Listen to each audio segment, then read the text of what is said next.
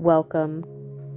Trauma is my jam, and by that I mean I help you understand what your body is doing. Let's make sense of it together. Hello, friends. What if your body isn't sabotaging you? What if it's actually protecting you? Because a lot of what we call self sabotage is actually your nervous system doing its job. This is something I see all the time in the work that I do, and it's something I still move through myself. You can understand your patterns, and you can know exactly where they come from, and you can be doing all the right things, and yet your body still reacts. And that's the piece that people don't talk about enough.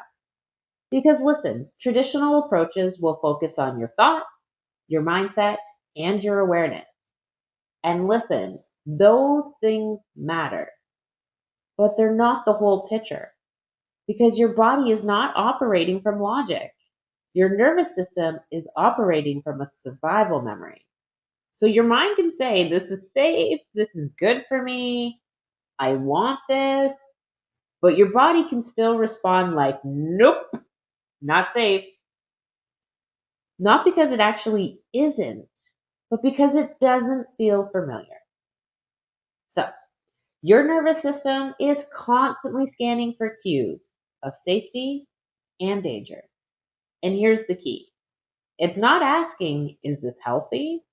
It's asking, have we survived this before? And if something feels unfamiliar, even if it's better, even if it's aligned, even if it's exactly what you've been working towards, your system can still interpret it as a threat. And that's why growth can feel uncomfortable. That's why healing can feel, well, unsafe. And that's why you can want something and still pull away from it. So let's make this really real. Sometimes protection looks like overthinking. For me, I don't just have a plan. I have plan ABC. I have walked through every possible outcome, every possible mistake, every possible thing that can go wrong. I have checked every angle. I know all the risks. I know the odds because somewhere in my system, I believe if I can see it coming, I can protect myself from it. That's not overthinking for no reason. That's protection trying to stay one step ahead of pain. Sometimes protection looks like procrastination, and I'll say it straight. I can be the queen of procrastination because if I don't start, I don't have to risk doing it wrong. I don't have to face the possibility of failing. And I don't have to sit in the discomfort of not knowing if I can actually do it. Avoidance isn't laziness. Yay!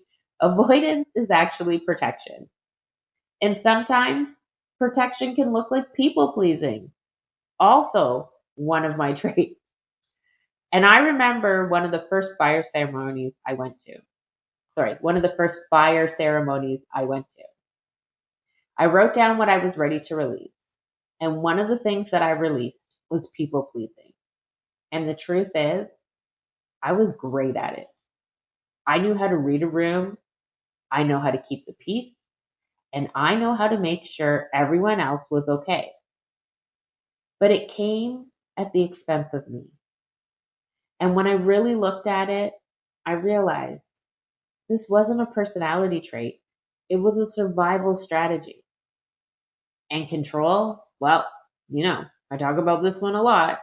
I want to be in control of my environment all the time.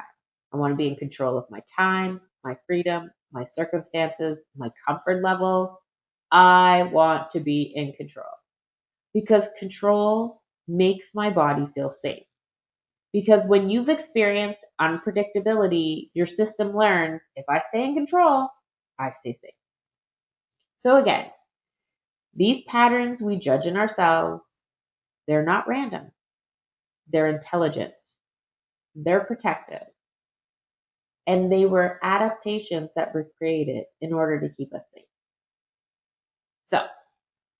Instead of asking, what is wrong with me? I have shifted to asking, what did my body learn? Or what is my body trying to protect me from? And then I ask, what would help me feel a little safer here? Because when you shift into the what would help me make me feel safer here question, you shift your entire relationship with yourself. And this is the part that I really want to anchor in. You cannot think your way out of nervous system response. Now, again, understanding your pattern is powerful, but on its own, it's not enough. Your body needs to experience safety over and over and over again in small, consistent ways, especially during moments of change, especially when things are actually getting better.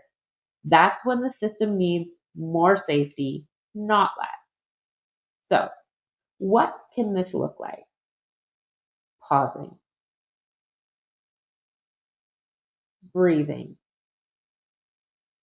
slowing things down,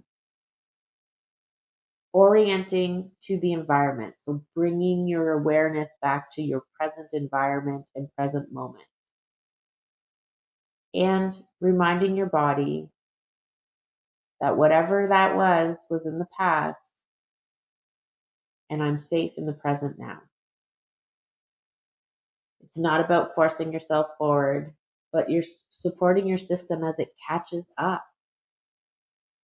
So, if you've been calling yourself self-sabotaging, I want you to pause and really hear this. Your body is not working against you, it's working for you based on what it's learned and experienced up until this point. And your job isn't to fight it, your job is to understand it and start showing it that it is safe now. Because when your body starts to feel safe, that's when things actually begin to shift. All right, friends, that is it for me today. If this resonated with you and you want to understand this or explore your healing journey on a little more deeper level and you're looking for support, this is the work that I do. I share trauma informed education and I support people in understanding what's happening in both the mind and the body. Because when you understand both, things start to make more sense. And as always, trauma is my jam. So if you feel called to work one on one with me, let me help you understand what your body is doing. My information is in the bio. And finally, if this video resonated with you, I'd like to ask you to do all the things, like, share, comment, so that we can help broaden the reach of this message and information to other people who can also use it to help them along their own healing journey. All right, friends, I am wishing you a very blessed day.